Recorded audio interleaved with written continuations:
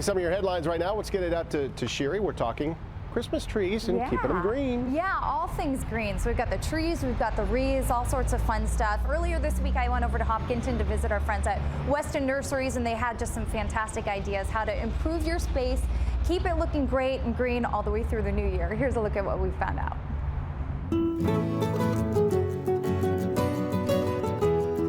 So I've recruited the help of Peter here, and we're going to talk all things Christmas trees because it does not feel like Christmas until the tree goes up. And truth be told, you actually had people in here before Thanksgiving, no? And Thanksgiving was early this year. Yeah, it's really early. People were buying trees on the 20th. I guess those are Christmas maniacs out there. Maniacs, couldn't wait. So we've got a couple different setups here. We've got, I mean, what do you call this, a live tree? This is a live tree. You can see the burlap and the ball down the bottom. This is living, and you can actually use it for a Christmas tree and then plant it in your yard. You know what I love that you told me about this is the fact that you can make it a holiday tradition. You can go with your kids, you can pick one out, and every year you can make like a little hedge. You can keep planting every year. One for each child, why not? Does that then live in the house all winter and get planted in the spring? No, actually you do want to minimize the amount of time you bring it into your warm temperature house. Typically they're kept around 70. This is coming in from weather that's 30, 40, 50 degrees.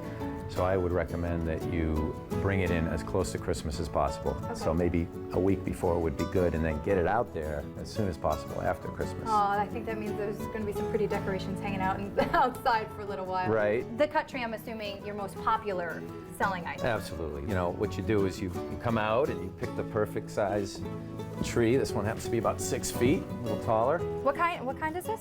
This is Fraser, same as the other one. We like the Frasers. That's really all we sell because they seem to hang on to their needles much better than the balsams. Now, how much are you actually supposed to take off the bottom when you get it into your house? Because I know you're supposed to trim off the base a little bit. Yep, you want to take not too much off because you want that height still. Okay. Keep in mind your tree stand, so if the trunk is too wide, you may want to cut up a little higher where it's not as wide. Okay. But most people just take off, a fresh cut can be a ½ inch or an inch at the bottom. And what is the purpose of doing that? The water gets wicked up through the bottom into the tree. I mean, in the beginning days of bringing it in, you'll see ½ gallon, a gallon go up. You know, you can put some things that help. This helps it absorb the water a little better, a product called Prolong. Okay. And I've also heard there's some home remedies. Okay, so Peter, we've got a couple other things that are obviously very popular this time of the year, including the poinsettia, but you know, a couple safety things about them. I know that there's certain creatures that maybe like them that we need to keep away from. Yeah, your cats, your animals, you don't want them to eat too much. Your kids. The kids shouldn't be eating any poinsettia plants, I hope. But yeah, don't have your, and keep an eye on your animals. If they tend to get in that, they could get sick. It is poisonous, but only if they consume a lot. All right, and you've got some really cute little, I don't even know what you call these. I want to call them minis, little mini Christmas trees. This is a popular little Christmas tree. It's actually an Alberta spruce. Okay. And they're zone 3, meaning they're really hardy. They can stay outside and survive in a pot all winter. So a lot of people have them in their containers on their front steps or on their porch. Does this guy get as big as your Christmas tree? I No, mean, what is these the guys size grow of this thing? 2-3 inches a year. Okay. People do is they put them in the pot and then they put nice colors around the base. So these are the spillers that spill out over the edge of the pot a little bit. You can use winterberry, checkerberry, all sorts of different berries can go around the thriller, and these are called the spillers. The thriller and the spiller. Yep. All right, and of course, this guy's beautiful. What happened here? It's almost like Dr. Seuss got a hold of this. Well, this is a good example of, again, what you can do if you go around your neighborhood or your yard and just take advantage of the evergreens you already have. You know, we go from this kind of stuff to obviously the wreaths, which are also incredibly popular. Right, let's talk about those.